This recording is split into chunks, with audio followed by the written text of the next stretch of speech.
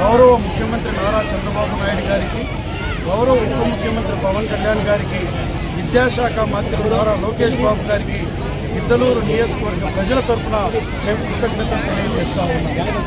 మేము ఇప్పటికి దాదాపు కొన్ని వందల సంవత్సరాల నుంచి జిల్లా కేంద్రం అనేటువంటిది మాకు దూరంగా గతంలో కడప, తర్వాత ఒంగోలు, ప్రకాశం, ఏది కూడా 140-150 కిలోమీటర్లు. ఈరోజు మాకు మార్కాపురం జిల్లా కేంద్రం ఏర్పాటు చేయడం వలన మాకు ఏదైతే మాకున్నటువంటి ఈ వికేంద్రీకరణ ద్వారా 60 కిలోమీటర్ల దూరంలోనే జిల్లా కేంద్రం ఉండబోతా ఉంది.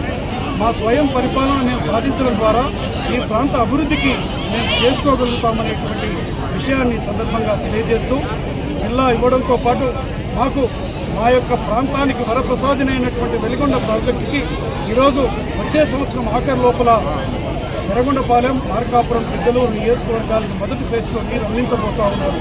దాని ద్వారా మాకు జిల్లా ఏర్పాటుతో పాటు మాకు ప్రతి ఎకరాకు సాగునీరు అందడంతో ఈ ప్రాంత రైతాంగం కూడా సస్యశ్యామలం కాబోతూ ఉంది. రైతాంగం ముఖంలో సంతోషాన్ని కూడా చూడబోతున్నాం.